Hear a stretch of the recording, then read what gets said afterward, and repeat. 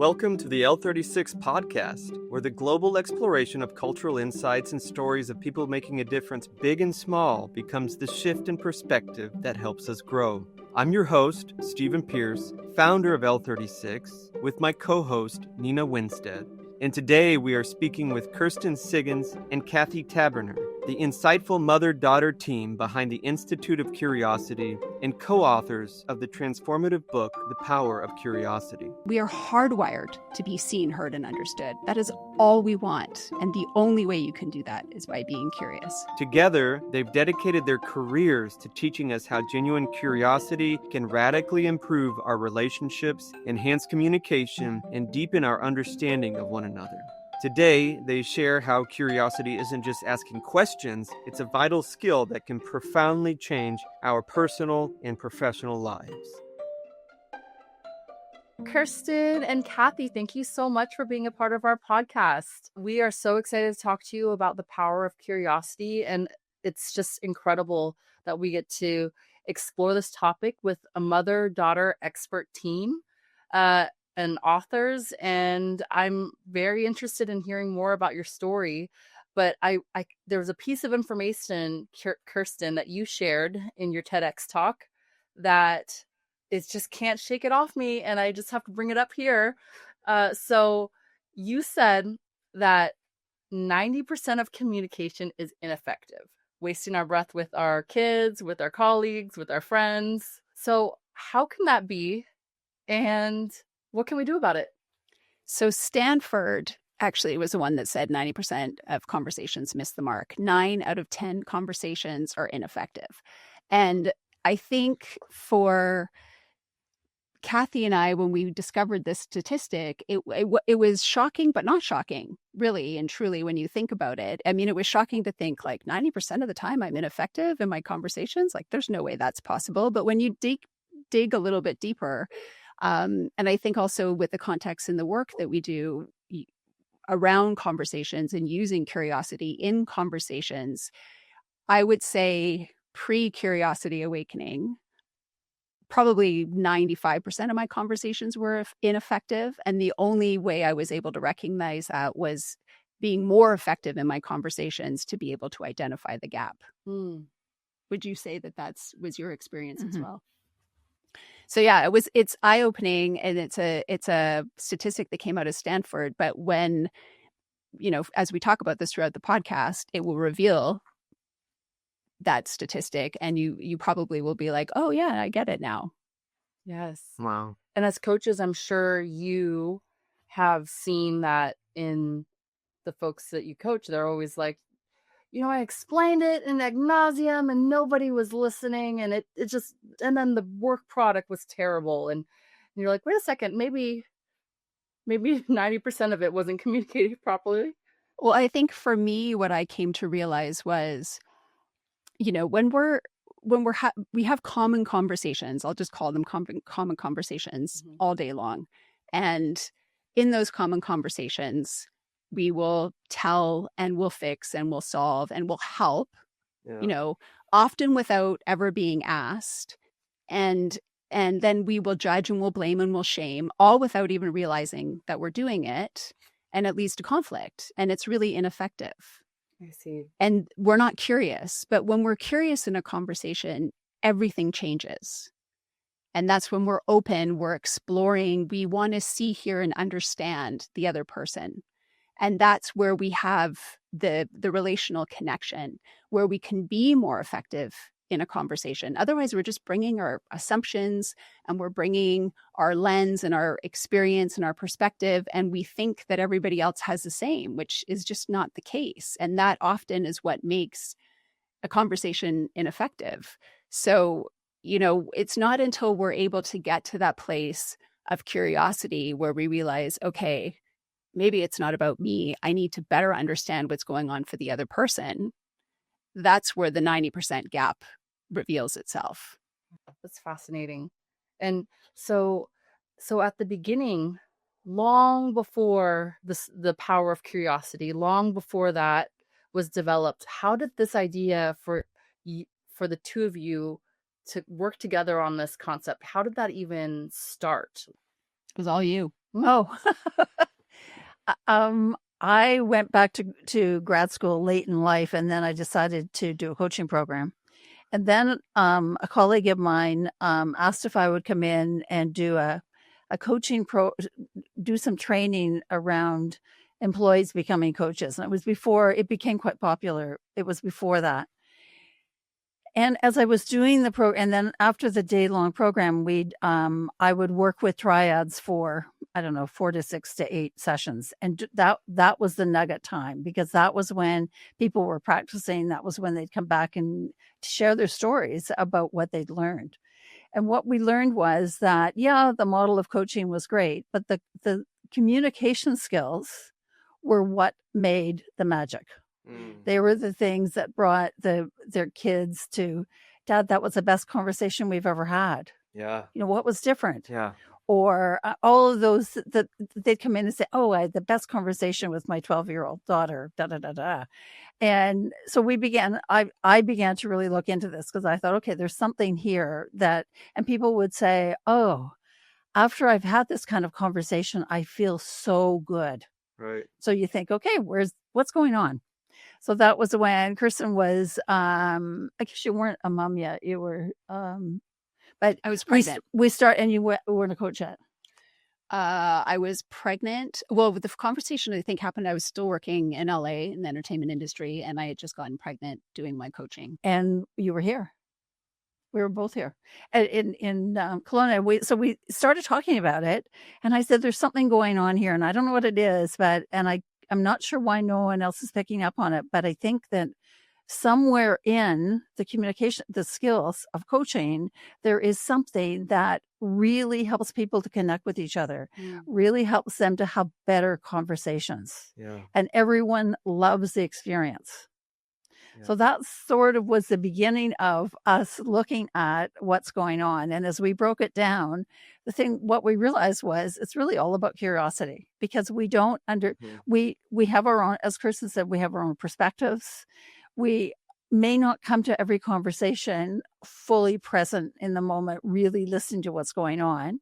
So there are lots of interfering factors, assumptions, as she said. And what we learned was, if we're really present in the conversation and ask questions and really listen, we have a different outcome. All of a sudden, people are, oh, wow, I never thought of that. Or this is so great. Or, whatever their comment was. And there was a much better connection. So, and then what was really magical about it was that some of the people I was working with in these triads, one of them had a really challenging conversation with someone who was senior to her in an organization, and initially was told, I've got 2 seconds, so make this fast. So she thought, okay, I'm going to try some questions. So she asked him a couple of questions. 45 minutes later, they figured out what to do. He apologized for what he'd done. And it was a really, really good outcome. So when we met next, she was incredibly excited about it. And then shortly thereafter, we found some research that said that when you collaborate and ask each other questions, that's when the dopamine, oxytocin are released, and you get to a place where you feel better, you feel good about yourself. And I think there's a contagion then to the other person, and you can move forward and find common ground. You don't have to agree with each other, but you have to understand each other. So that's the piece that curiosity gives us the opportunity to really understand. Yeah. Yeah. But you said that when it's in the question asking that the dopamine and the oxytocin are released. So I just released some just there. Well, I think it's also in the understanding, right? Because we can't have conflict in understanding. So when you ask the open question, you're gaining the understanding. Yeah. And then you ask more questions and you gain more understanding. And we have a mind-heart opening, and that releases oxytocin. So a simple example of that would be, I would say, in a lot of couples, when they first start dating or best friends, when you meet that person that's special in your life, and you leave hour-long conversations, you're like, oh my God, I feel high. They get me. Yes. That's the feel-good drug running through you, right? Because you Yes. feel seen, heard, and understood. Yeah. And sadly, most people never, like a lot of people don't feel that in their life on a regular basis. We Yeah. have little snippets of it, but that's the feel-good, that's the drug going through your body because you feel seen, heard, and understood. Yeah. Yeah. And we could do it all the time. Yeah, it's funny though as I listened to you, I think there was a book called the Art of Listening, or maybe that's what the book was. I read this book in the midst of a horrible relationship. Oh no, 'Cause not this one, not this one. Not this one, but I was told you don't listen. I'm not connecting. Blah blah blah, and I really took it on myself. But what I found was that there is what you can read in the book, and then there is the real world, boots on the ground, in the trenches kind of thing that you're doing, and you're trying to figure it out. And so I as I listen to you, it's like, man, I love this stuff, like the idea of curiosity in the relationship. But like, how do you get to that point? Because it really feels like an art to me, like that really becomes an art form to get this to where people really feel connected. So how do you kind of bridge the gap there? So what I find is in our fast-paced life, we rarely really listen to anyone. Yeah. When mama's making dinner, her child may come up and say, here, will you sign this we're going on a field trip in 2 days. And she may be talking to a friend on the phone, and, we're doing too many things at the same time to be able to really be present in a conversation. Yeah. And so we don't really listen. The child doesn't, they get what they want. They get their signed paper, but they don't really feel that they've been listened to by their parent. And the meal may not be as good as it might be. All of the things because we're not present in anything. And I think that's endemic in our society in today's world, because everyone, I'm so busy. I have to do so many things. I don't have time for anything. Yeah. And so we don't take advantage of opportunities where we can just, put down, turn off the stove for a second and really have a short conversation with our child around. So where are you going on, the outing, and what are you looking forward to, and who's going, and, all of those things. That doesn't have to be more than a 2 or 3 minute conversation. Yeah. But this child is going away with, my mom knows what I'm doing and she was interested in it. Yeah. Instead of just getting it signed. Or she throws this up and says, I'll do it after dinner. And after dinner, it doesn't get done. And the next day the child goes to school without the sign form. Right. Those are all the things. So, and I think one of the things that we've learned through this is that it's no faster to do all this multitasking and nothing's done effectively than taking that 2 or 3 minutes with a child, turning the stove back on and doing them, all the things that we do. We can do it, but doing them one at a time is much more effective than trying to do them all at the same time. And it's the same thing in, we use it in an organization, but let's say someone says, in healthcare, I'm new to this floor and I'm not quite sure where you keep your meds. And could you tell me, how do I find this and how do I do that? And someone can say, yeah, come over here and I'll do this for you. And what do you need? And And they have the next week, the person needs it again. And they've got to go back, repeat the story. Whereas if the person they're inquiring from says, okay, who could help you with this? Or how do you think you want to do it? Or asking questions so that they can begin to think for themselves and solve the problem. It may take 5 minutes longer. They won't have to come back and ask a second time. Yeah. So it spills over into everything. Yeah. I hear, I can't not say this because it's like in the back of my head from an old manager, fast is slow and slow is fast. It was always like, it was the philosophy in training. It's like, oh, you did a great job. You went through the training so quickly with your staff, but they don't know anything. So now you got to do it again and again and again. There's something that I thought was very interesting about how you explain that curiosity, the kind that you're talking about, is distinctly different than maybe a curiosity that maybe some folks are familiar with in adulthood, because there's a difference between maybe a nosy curiosity where they're asking questions, but they're asking a question with the intent to judge. Yes. And which we would say is not curiosity. which is not curiosity, which Mhm. sometimes people confuse as curiosity. And then there's true curiosity, which is rooted in what may be more similar to how a child would ask a question without any agenda, without any judgments being brought to whatever answer is presented to them. Mm. And it kind of brings me to this concept of original innocence, which is one of L36's pillars. That original innocence, it's not just how would an adult go about this, it's how would young me go about this, and the purity and awe that I would go about exploring this relationship with this very important person in my life, or this very important colleague. And I think it's beautiful that you two have put in this work together, mother and daughter, to write this book and create the Institute of Curiosity and do a bunch of great work. Do you have any stories you can tell about how this practice of curiosity has brought the two of you together?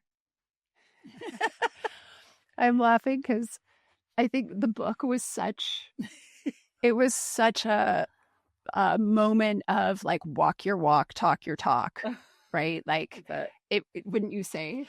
Yes. And I didn't realize how much until afterwards. We were at a conference in Toronto, and someone said to me, wow, what was it like to work with your daughter? And what did you learn from it? And it made me really stop and think about, okay, what was going on? Because, when you're in a parent-child relationship, to switch from that hierarchical relationship into one of peers is challenging.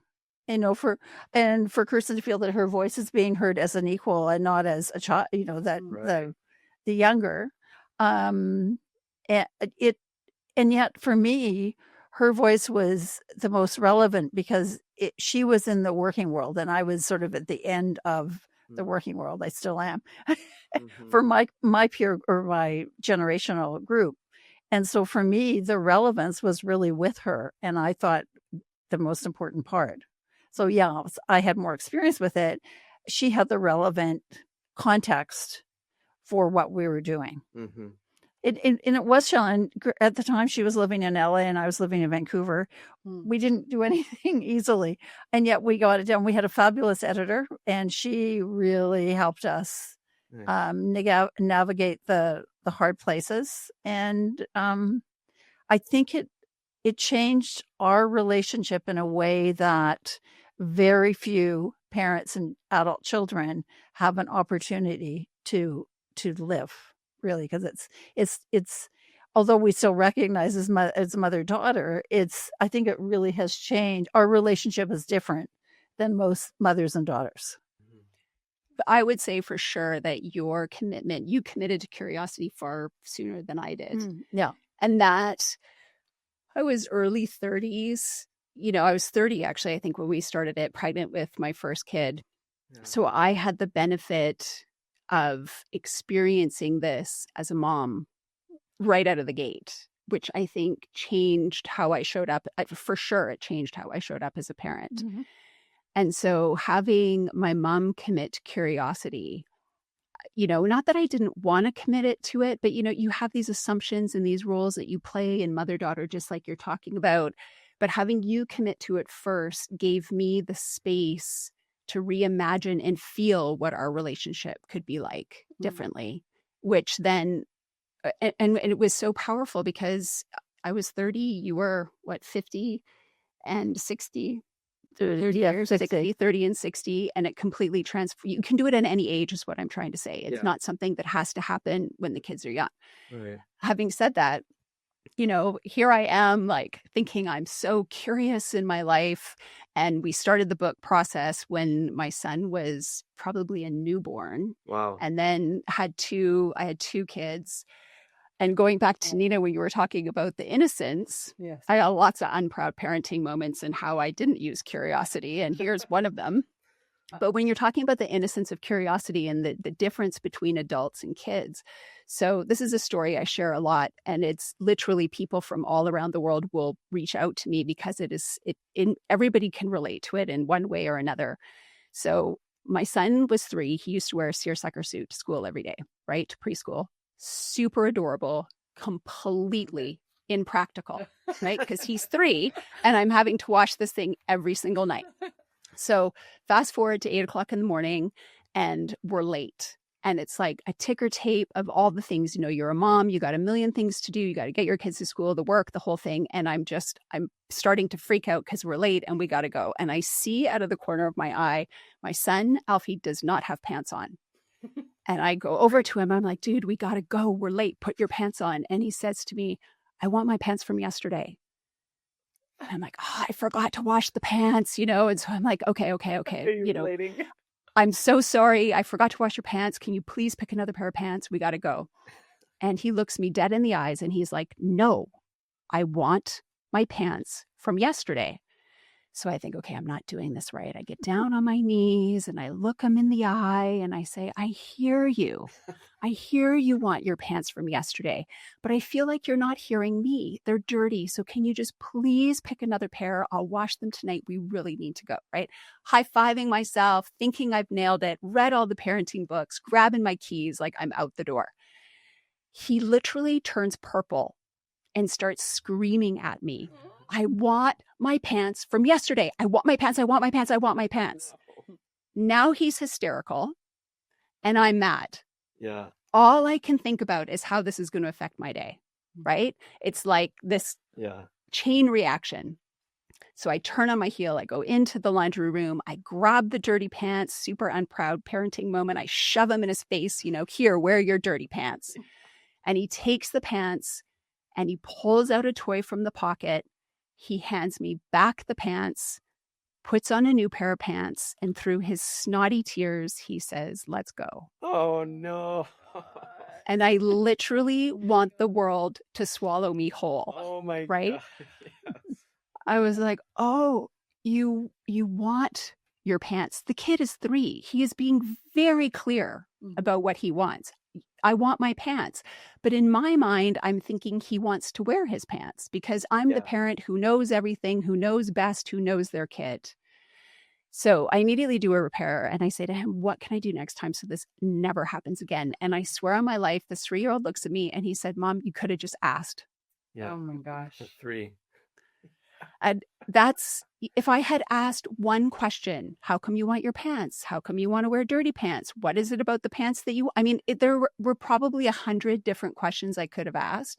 Yeah. We would have been out the door pretty much on time, relationship intact. Yeah, totally. Yeah. There's something about that exit from the house. The nervous system goes haywire. I don't know if you were, how old's your son now? Now he's 18.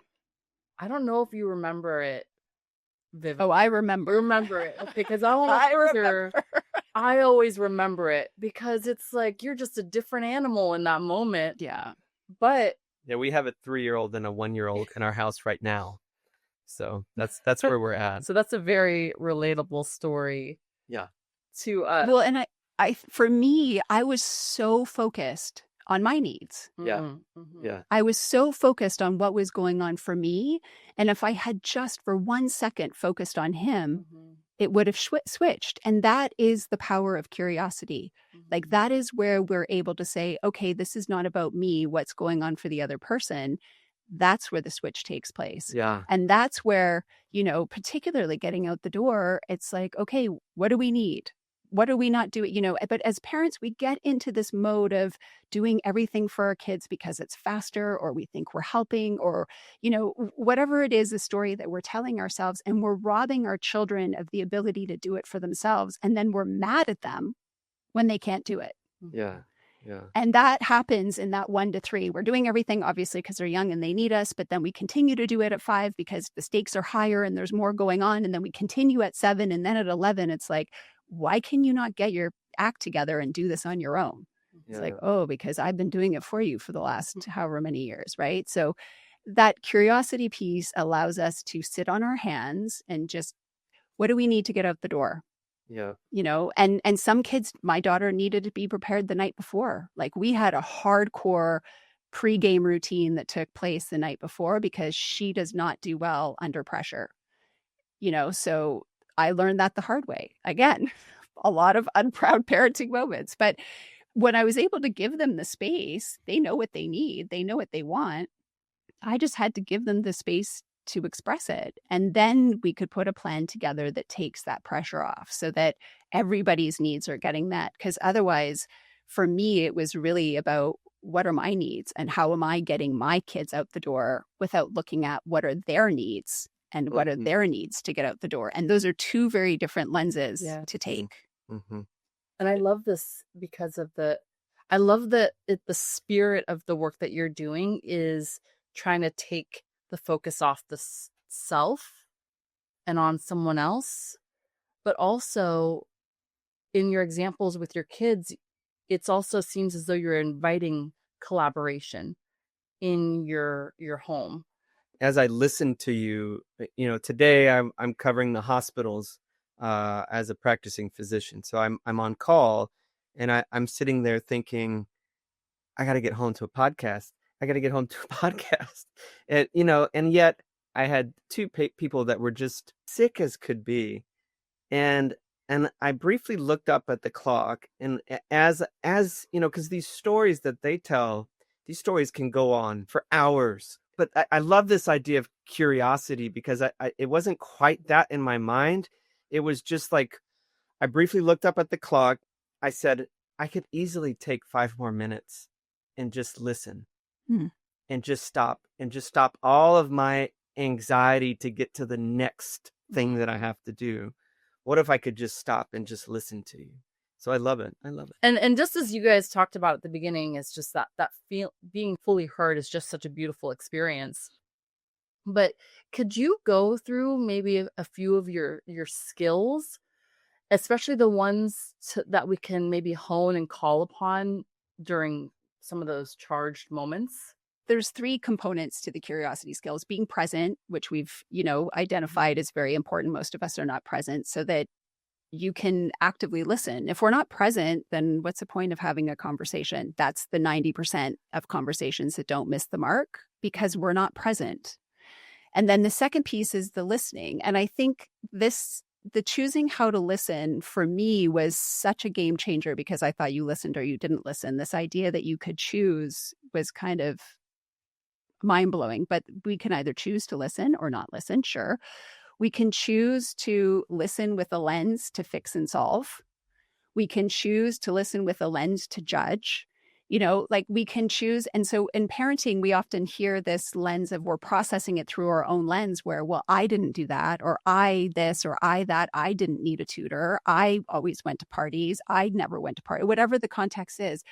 We're listening through our own lens and experience, and then we're judging them for whatever it is that we're listening to when it's not really about us, it's about them, or we can fix and solve, well, you should do this, you should do that.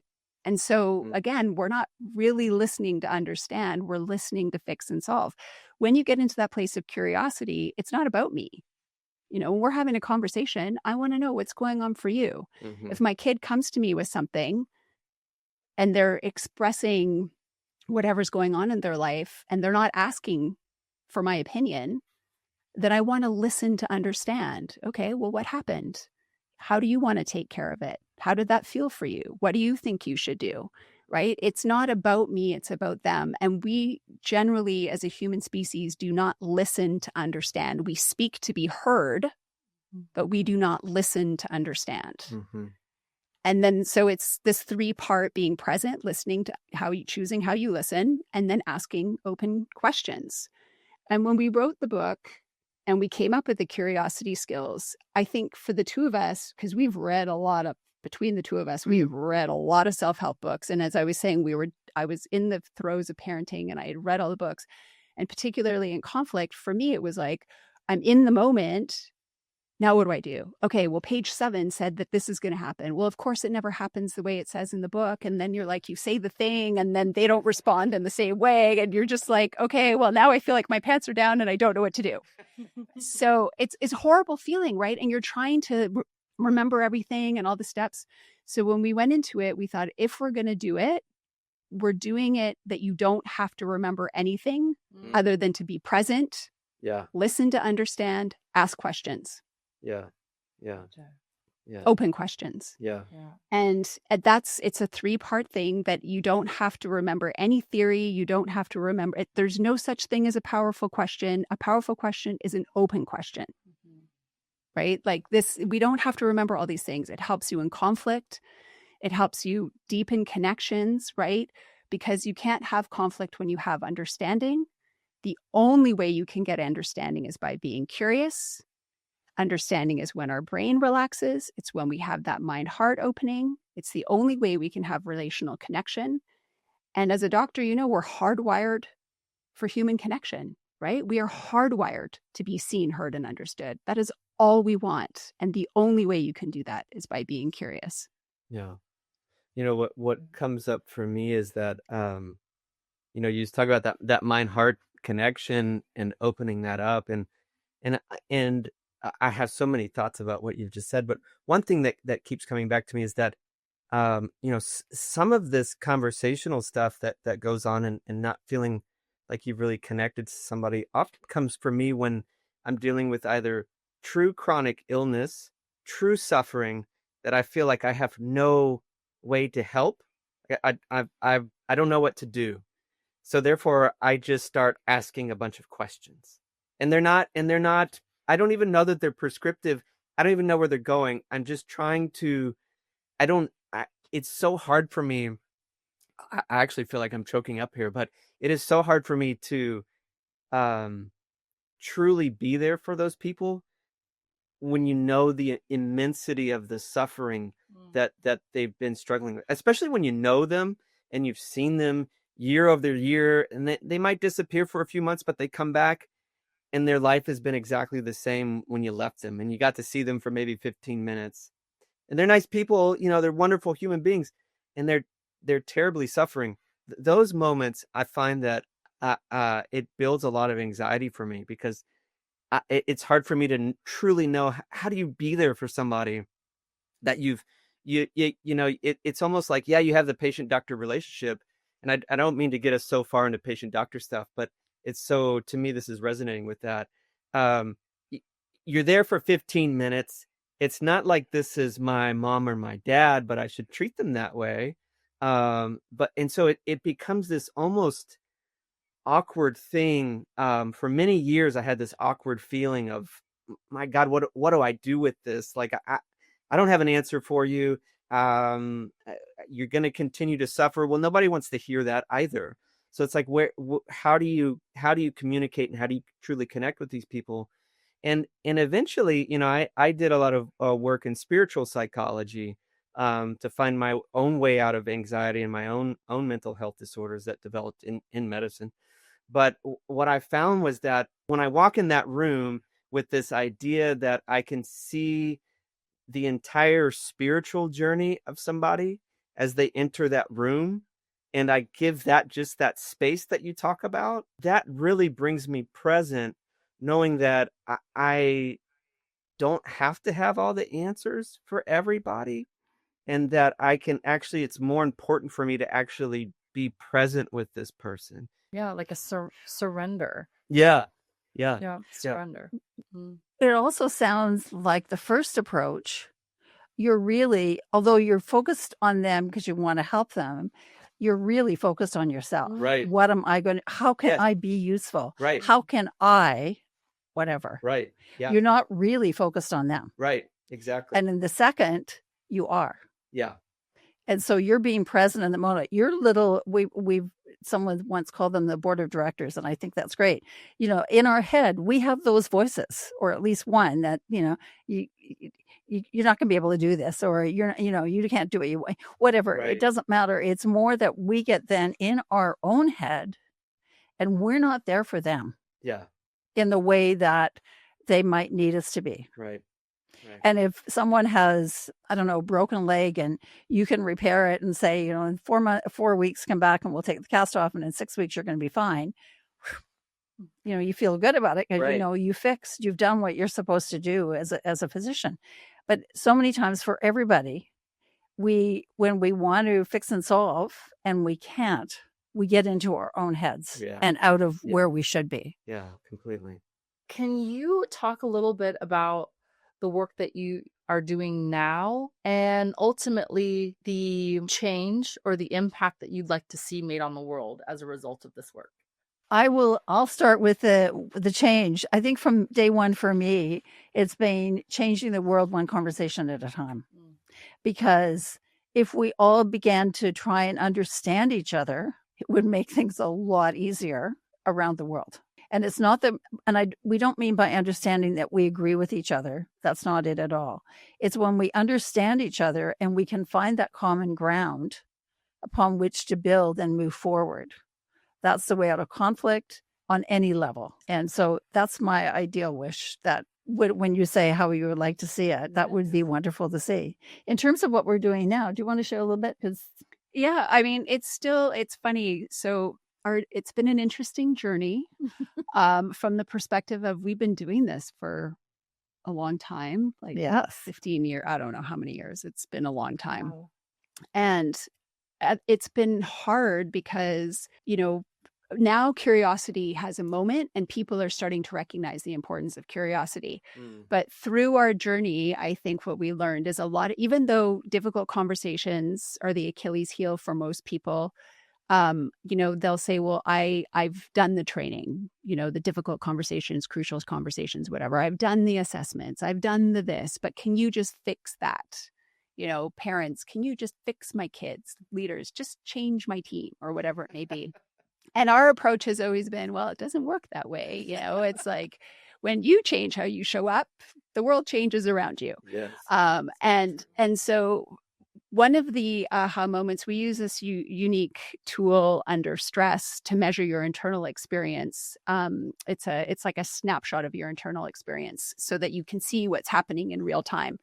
And one of the aha moments that we had working with the senior leadership team was, it was sort of that same response of, we've done a lot of work in difficult conversations. We don't need to learn that. We've done a lot of work in emotional intelligence. We don't need to learn that. We've done all the assessments, just fix this part of it. But the data was showing that under stress, they weren't doing any of it. And it created this new lens for us from the perspective of,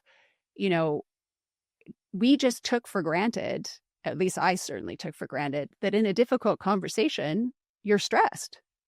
I think nothing has changed in terms of our approach other than the world is so stressed. Teams are stressed. Parents are stressed. Everybody is stressed. But we do not take our stress response into consideration when we hire. We don't take our stress response into consideration when we put teams together. And yet how our stress response 100% impacts our performance. Mm-hmm. And so now it's the lens of performing under pressure, of how is your stress response impacting how you perform? Are you actually having those difficult conversations? Are you able to explore conflict? Because our data, we've done enough of it, is now showing there are consistent key themes where people don't get clarity, they're not open to learning, and they don't have the energy, the emotional energy, the vitality, the joy to stay in relationship when stressed, hence the burnout and the, difficulties that we have in life. And so I think, it's more of a lens in which we're using has changed. The skills are all the same. And I think people are having a new appreciation for how curiosity can support them, both personally in our self-awareness journey, because if we're not clear about who we are and what we stand for and what holds meaning for us, our values, our emotional triggers, we can't go in. It's not that we can't, it's much harder to go into a conversation to see, hear, and understand somebody else. Because Stephen, just as you were talking about, we get caught up in our own stories and our own anxieties of wanting to help and fix and solve and do all the things that we think we're supposed to do. Yeah. When we have that clarity and that self-awareness around who we are and what we want and what we stand for, what matters to us, it's much easier to go into a conversation and say, I know who I am. I know my worth. Mm-hmm. I want to know about you. This isn't about me. Mm-hmm. This is about you. Tell me about you. What do you need? I don't have to fix it. I don't have to solve it. I can just sit in it to understand where you're at and what you need and you want to move forward. And it's a game changer. Yeah. For me, there's this open-ended question of, well, tell me what's going on. But from you guys' perspective, what are some of your favorite, like, exploratory statements or questions, like, that you feel like get people to start talking the most? Usually I like using questions, and you can do this with anything. And if you're in a conflict situation and all of a sudden you're thinking, the triggers are going and I say, start with a what or a how. And you can put pretty well anything after a what or a how, and it's open and it's an open question. And it just is a game changer. Yeah. Definitely for me. And so and as Kirsten said earlier, it's not about the powerful question. Yeah. I mean, some people find, if we sat here and brainstormed, quote, powerful questions, probably for every question, at least one of us would say, oh, that's pretty powerful. I gotcha. Yes. Because for us in that moment, it is, but Right. it doesn't mean it's a powerful question for everyone at every moment. You mentioned the one, how do you want to move forward? That one got me. I was like, can you ask me that question? When I'm venting, can you ask me, how do you want to move forward? Okay. Yeah. Store that away. Okay. Store that away in there. But tell me is not, tell me more. We'll often say, if you can't think of a question in the moment, because sometimes it's hard. It's like, depending, again, that self-awareness, if our emotional buttons are being pushed and we're going inward and we want to protect, and then we shut down, we don't listen anymore. We listen for validating information, not accurate information. And so that then it can be hard to think of an open question. Tell me more is a great way to keep the conversation open. Yeah. So tell me more about that. So you can get I call it data, collect the data points, right? To get the information so that you can, okay, now I understand a little bit more. A question will come. As Kathy said, if you can stay present in the moment, questions will come to you. I think the more important piece is making sure they're open with the who, what, where, when, and how. Why in emotions can be judgy, like, why'd you do that? Why'd you think that was a good idea? Why, whatever, that can often feel judgmental. But the open questions and the tell me more will keep you in that curious space. Yeah, gotcha. And I think the key with the tell me more is someone has already said something. Yeah. So they're already starting a vent or whatever. And then instead of saying, so what did you do next? You can say, tell me more. Well, and they're often running. Yeah. It's sometimes hard to say, tell me about whatever. Yeah. Because they're not really there. They may not want to, and they may say, no, I don't want to. Yeah. Whereas if you say what happened in whatever the situation, they don't really have that opportunity, and you can begin that momentum. Yeah. I admire the conversationalists. I admire the people that can make this it just feels like an art form. They're not skills that we're taught. I think I just want to make that really, in bold capital letters, because I think my experience through the work that we've done is that, there's so much about listening, but one of the things is we do what we know. So we're not taught how to listen. We're told to listen. And when we're young, we do what is modeled to us. And, Kathy and I work with teenagers, or in the past have worked with teenagers. And the first thing they say is, well, why would I listen to my parents? They've had years to listen to me and they don't. And now they're all up in my business. Like, why should I listen to them? That's real. Yeah. No, I had the full-on benefit, because I was raising my kids going through this process, which was eye-opening to me. On the flip side of that, I remember working with a female leader who didn't listen to her team, but really when we got under it, she had never been listened. She had never felt she had been listened to. So she didn't know how to listen to others. And I think the other piece to it is that it depends on your job. I come from a production world. I was hired for my directive communication skills. Like I was considered an amazing communicator, but really I was great at fixing and solving and working under pressure and telling people what to do. It wasn't until I had kids that I recognized, like, I don't listen at all. They're in this incredible mirror that all of a sudden it was like, I'm not listening. I'm listening with all these different lenses, and it's not to understand. So as I go through this journey, there are a lot of women in leadership roles that, they listen to fix and solve, because if they feel like they don't know the answer, then people won't take them seriously. They don't want to ask questions because maybe it will look like they don't know the answer. So, they're like, I can't listen to understand. I got to listen to fix and solve, or they're going to think I don't know what I'm doing. So I think we just creating that self-awareness around paying attention to, okay, what is behind my listening? Am I listening to understand? Am I listening to fix and solve? Am I listening to judge, whatever it may be? But creating that self-awareness within us and giving ourselves the compassion that we have not been taught how is a really important place to start, so that it gives us permission to show up differently and explore and play with things of being present. And then what would it be like to sit on my hands and just listen to what's going on for them, even if I don't like it and I don't agree with it? Yeah. That's really hard for people. Yeah. These things do all feel so relevant because we don't want this separation from each other. And for me personally, I want to be able to have the closest relationship possible that I can with my two daughters and with my partner. And if something like this, and it seems as though studies show that, and it just makes sense that more curiosity, stronger listening skills, the ability to be more present will accomplish those things. And I just have to applaud your work and hope that we can help spread the word and change the world one conversation at a time. That's right.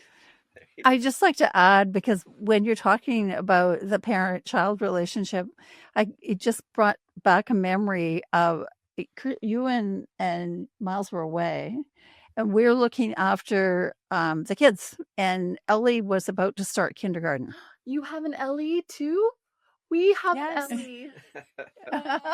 It's a great name. Great name. And they're special kids. And so she was kind of concerned about going to school and what's going to happen and what's kindergarten going to be like.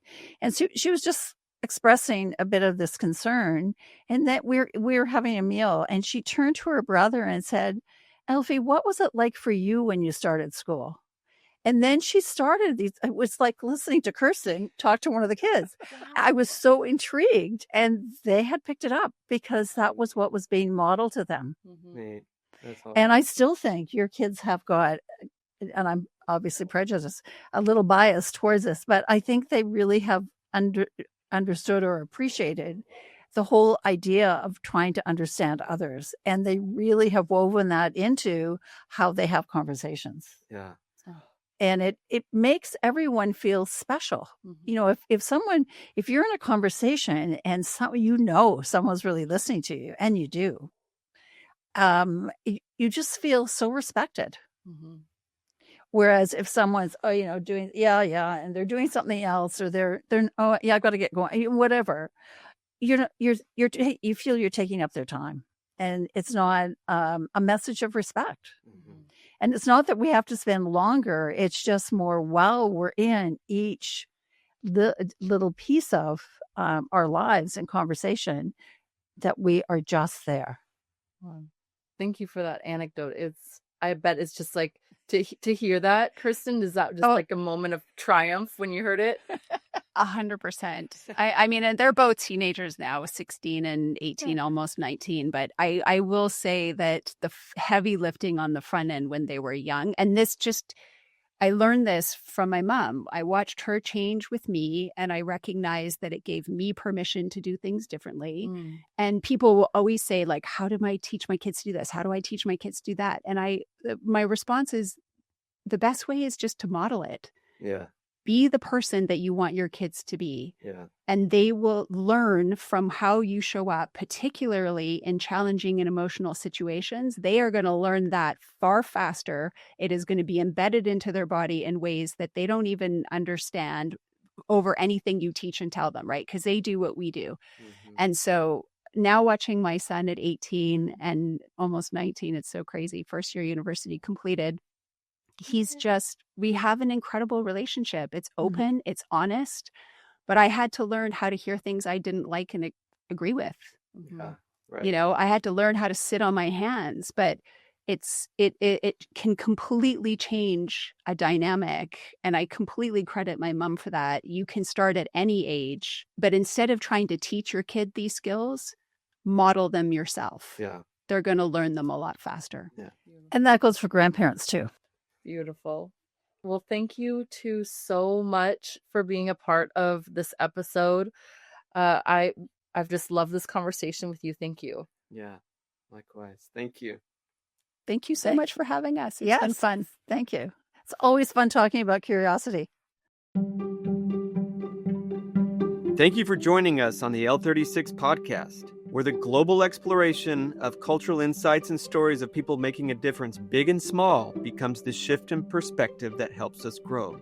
Today's powerful conversation with Kirsten Siggins and Kathy Taberner illuminated curiosity as more than a tool. It's the very essence of meaningful connection, empathy, and transformative dialogue. Their wisdom reminds us that true listening, free from judgment and assumption, creates space for understanding and genuine relationships. Remember, every meaningful conversation begins with genuine curiosity, opening doors not just to others, but to deeper truths within ourselves. If today's conversation resonated with you, please subscribe, leave a review, and share this episode with someone who might benefit. These dialogues are just the start. To dive deeper into today's insights or explore the rich landscape of wisdom, community, and transformative events we offer, visit us at L36.io.